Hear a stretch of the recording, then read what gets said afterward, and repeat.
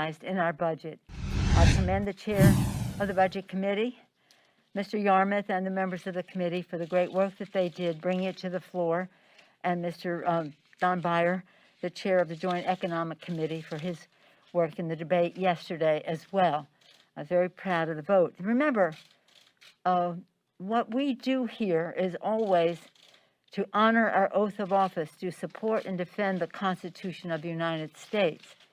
And that Constitution has as its preamble our guidance for a budget. We, the people of the United States, in order to form a more perfect union, establish justice, ensure domestic tranquility, provide for the common defense, promote the general welfare, and secure the blessings of liberty for ourselves and for our posterity, do ordain and establish this Constitution. So it's about the Constitution and the liberties and the form of government that it contains, but it's also our value statement. So I'm very pleased that it passed a budget resolution. We passed a budget resolution that paves the way for the passage of landmark coronavirus legislation that will save lives and livelihoods. We hope that the Republicans would join us in support. We would prefer that, but we need to have the leverage to proceed whether they do or not. We need to act now because it's urgent and Americans cannot afford any further delay. Our committees now will continue to work on the bill context. So that will be all, well, as soon as the Senate finishes their work and then we pass on what they did, so hopefully that's in the next 48 hours, then we can signal that we're ready to mark up the bills. We can file the bills. Our committee will work on the text, as I said, so that the Biden relief package will put money, we're putting money in people's pockets, vaccinations in people's arms, children in school, workers and to work. And speaking of back to work, also this week, I'm very pleased with the legislation, the National Apprenticeship Act of 2021. As soon as we'll be debating that and voting on it tomorrow. But that is very important legislation for us to have training for the workforce development piece of anything we do is very important. As we prepare to go beyond this rescue package, which is what this bill, the bill I'm talking about now, and then to the recovery bill. Recovery bill will be about many other things, including infrastructure, and workforce development is very important there. In preparation for that, this apprenticeship legislation is very important. So I commend Bobby Scott, the chair of the Education and Labor Committee, for his ongoing work. We passed this last year, but it had bipartisan support.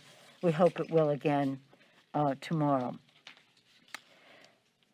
As you know, sadly, this week, the Congress recognized the service and sacrifice of Brian Sisnick, who died following the terrorist mob insurrection on January 6th. He passed on the 7th, the next day. We had that lying-in ceremony in the Capitol. And what was so important about it, of course, we paid our respects and sympathies to his family, who spoke so lovingly and beautifully about him, but also to see the connection among our Capitol Police and how they mourned the loss of their colleague. Indeed, Officer Sisnick is a martyr for democracy. That was martyrdom that he suffered, as well as the other who passed, Officer Lieberman and Good and Smith. And we will be honoring them appropriately at some point when it is sometime soon. But right now, when it came to danger in the Capitol, Officer Sisnick and the Capitol Police, whom we are enormously grateful, put themselves between us and the violence, saving lives and defending democracy. Indeed, Officer Sisnick was, again, a martyr for democracy. His service and that of other heroes in uniform, some of them of the Metropolitan Police of the District of Columbia, bring luster to our Constitution, as I said yesterday, and to our democracy.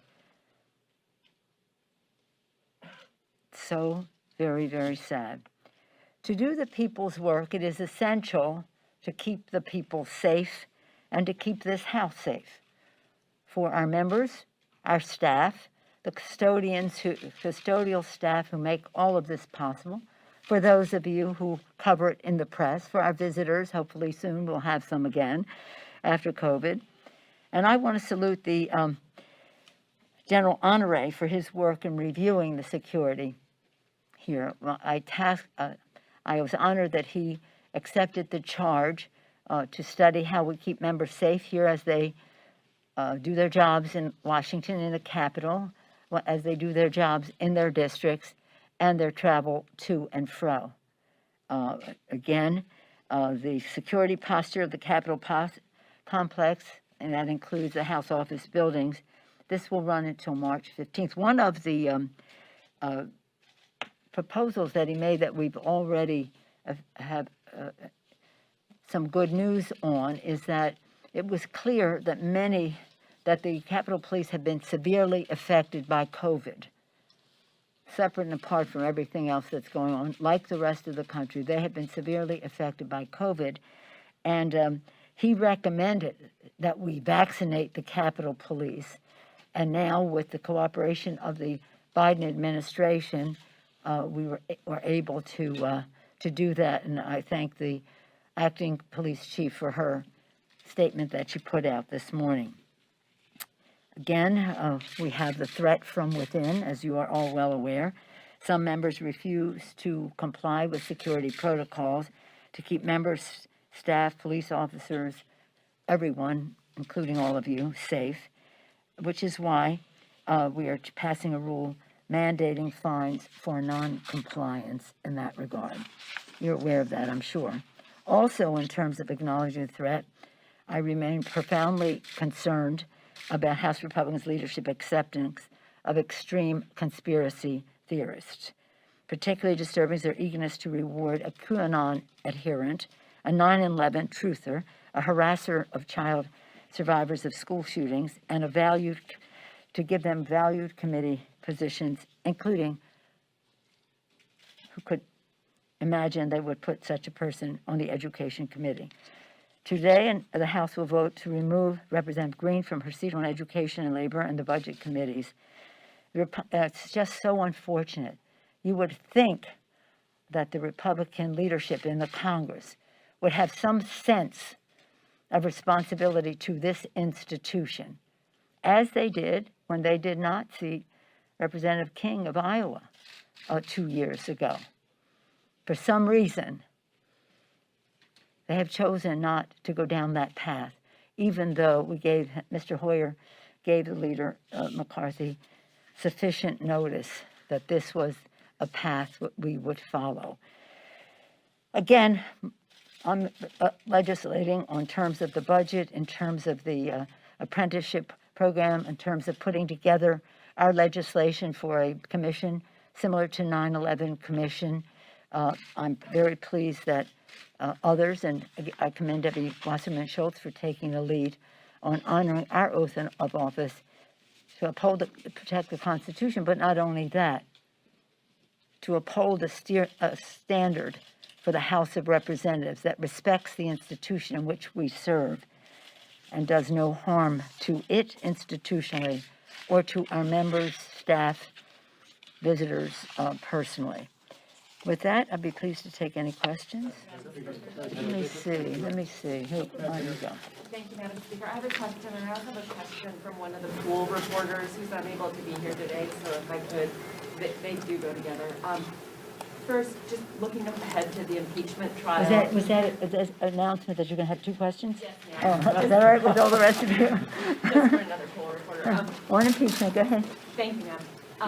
Looking ahead to the impeachment trial next week, it will be 1 month since the attack on the Capitol. Yes. The former president is long gone. There are plenty of people who say, why bother? Why go through this entire exercise? What do you say to them? Well, I appreciate that question because it seems to me that the answer is self-evident. Again, we're here to support and defend the Constitution of the United States. The world witnessed the incitement that the president caused to incite a insurrection against our government, against our Capitol, against members of Congress, with the use of force and violence. For us to, why bother? Why bother? Ask our founders, why bother? Ask those who wrote the Constitution. Ask Abraham Lincoln. Ask anyone who cares about our democracy why we are bothering. You cannot go forward until you have justice. And what did we say about the preamble to the Constitution? Didn't we say it started out with justice? We, the people of the United States, in order to form a more perfect union, establish justice. You've heard me say again and again, Pope Paul VI said, if you want peace, work for justice. Martin Luther King, peace is not just the absence of dissension, it is the presence of justice. So we will honor the Constitution by establishing justice. And again, we can do a couple of things at once. We are moving with our legislation to pass the Biden-Harris administration COVID package. The whole world were witnesses to this, as I said before.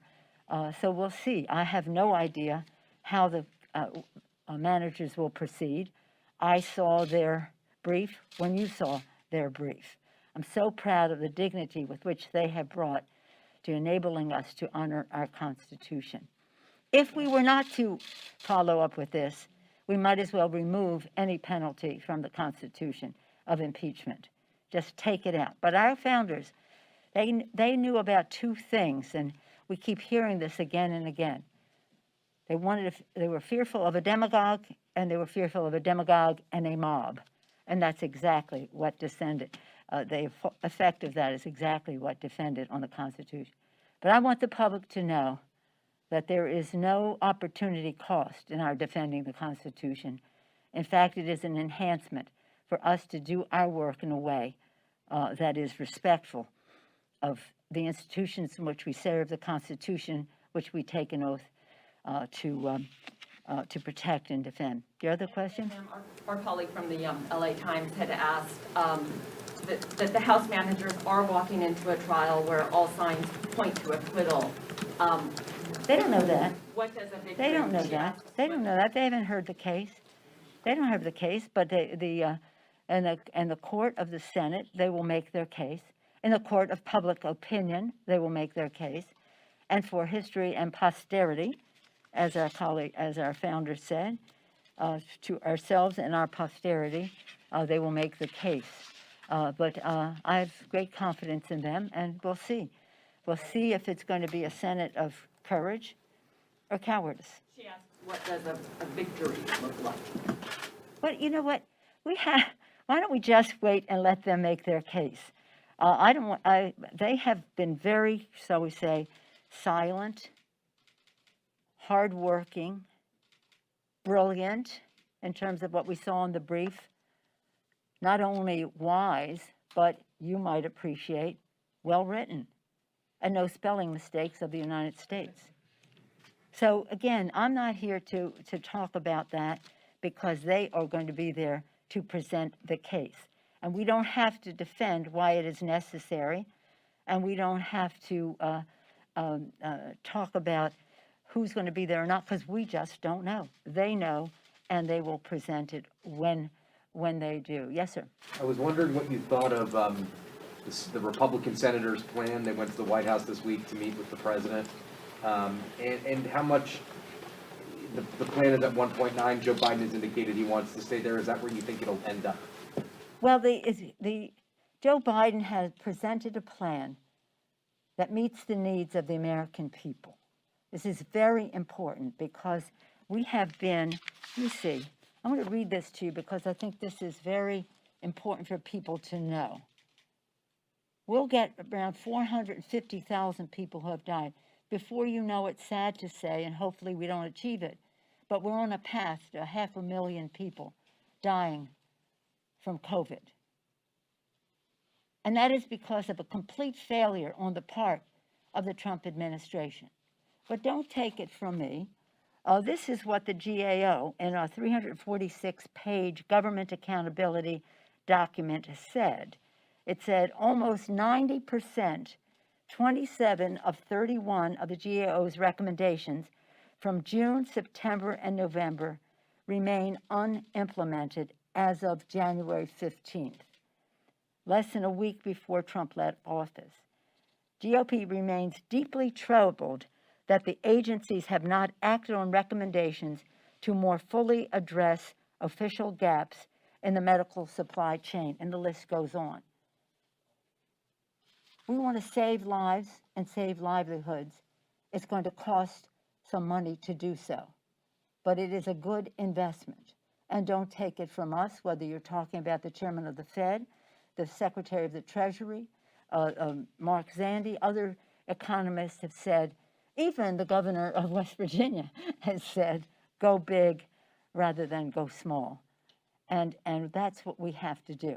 It is a reasonable plan. It meets the needs. It is not excessive. It is coronavirus-centric. It is in a timely fashion. And that's where we have to go if we are going to, again, put vaccine in people's arms, children in school, money in people's pockets, and workers back in their jobs. So it's pretty exciting what he's put there. And what we did at the end of December, plus this, is approximately what we have been advocating in the HEROES Act all along, 3 points.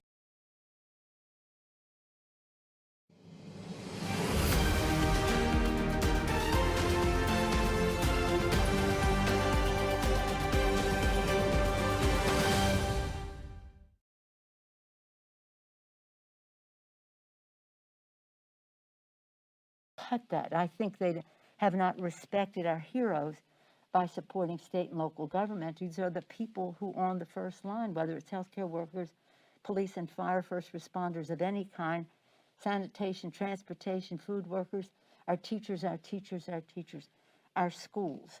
We have to invest in safely returning our children to school. So again, I just don't see how you have to make those choices about who you cut out when you decide to cut the funding in the package. Yes, sir, no, back. Speaker, given some of the events in Russia and Burma this week, curious if you believe that the House will move forward with any sort of response, sanctions, anything like that. Well, we look to the leadership of our new president on that score. I myself have been a supporter of sanctions of Burma at the time, going way back. I still call it Burma, as a matter of fact. And then, and of course, to really enforce the sanctions on Russia in a way that really reaches the, shall we say, enablers of Putin. But again, we'll take our lead from the president because he's made his voice clear to Putin, and he said and made a statement about Myanmar. And so in Myanmar, they said they were arresting her for importing illegal radios, and in Russia, they arrested Navalny for not reporting to his probation officer or something like that. So again, it's an interesting time to see demagoguery around the world, and we have to prevent it from happening in our country. Yes, Chuck? Good morning, Madam Speaker, thank you. On the budget reconciliation package Yes, sir. for coronavirus, obviously there are a lot of Democratic policy priorities that they'd like to put in this. There's a hearing going on right now about the minimum wage with Marty Walsh. If some of those things, like the minimum wage, don't wind up in the bill, is because you have to work through this process, you have to get the votes. What's the message to folks who are saying this was our chance to get these things done? What do you say to those who are pushing? It doesn't mean it won't happen just because they won't happen there. As you know, in many ways we're at the mercy of the Senate in terms of the Byrd Rule. And again, the parliamentarian of the Senate is going to make some determinations. We had hoped she would make them by now, but until we have our bill, which we now have, we don't have those determinations from her. But there's so much in the package that has to be done right now, and we'll do the best we can. Do you have concern, though, that some who said, okay, Democrats are going to have the House, they're going to have the Senate, they're going to have the White House, and you say, just because it's not in this bill doesn't mean it doesn't get done, but they will be disappointed, and how do you respond to them? Say, look, we're thinking Well, that. we've already are introducing the minimum wage. That's a very high priority for us. But we can't, and we hope that we can get it in reconciliation. I'm a veteran of reconciliation bills over time, and I know the, shall we say, the struggle that it frequently is to have everything comply in a way that meets the standards of the Senate in terms of the Byrd Rule. We in the House think of it sort of a House of Lords attitude. Why don't we just pass what we can pass without having it being determined by one person as to what can be contained in there? Just put it on there, vote it up or vote it down. But in any event, we're very proud of the legislation, and again, it's not the last bill we'll pass. This is the rescue package. This is the rescue package. We must pass this bill to crush the virus, to save the lives and livelihoods of the American people, to put children back in school and people back to work. That is its purpose. We want to do it in a way that is fair, that addresses the disparities that have existed. Do you know, in the Native American community, 2 times as many people, percentage-wise, have died than whites? The disparity in the African American community and in the Hispanic community is sinful. So as we do this bill, we want to do so in a way that is fair and equitable, and continue to do testing, etc., distribution of the virus, but keeping a record of how this has been distributed. Then hopefully we can get to a place where this bill will be a force for fairness rather than ossifying some of the unfairness that has gone before. Then we have the next bill will be, this is rescue, that's recovery. And we're already working with some of the provisions that we would have in a Recovery Act. We're legislators. That's why we're here. That's what we do. And so we're always getting ready for the next legislation. Build Back Better for the people. These were some of what we talked about. Joe Biden said help is on the way. And the recovery package with lower health care costs and bigger paychecks for the people is what we need to do. So just because something might not be in one bill, and we don't accept that yet, but if it isn't, we have other places to do it. In fact, I wish we were talking about a living wage, but $15 an hour is an important improvement over that. I just have time for one more question. Speaker Pelosi, I'm just curious, as far as the impeachment trial is concerned, Senator Graham said that if the Democrats call any witness, that they'll be prepared, the Republicans will be prepared to call in the FBI and, quote, tell us about people who pre-planned this attack and what happened with the security footprint at the Capitol. What's your response to that? Your question is a waste of time. Yes, Speaker Pelosi, are you worried at all about the precedent that it would set in none, removing not a at all, president? not at all. If any of our members threaten the safety of other members, we'd be the first ones to take them off of the committee. That's it. Thank you. Are you willing to compromise on the eligibility for stimulus payments?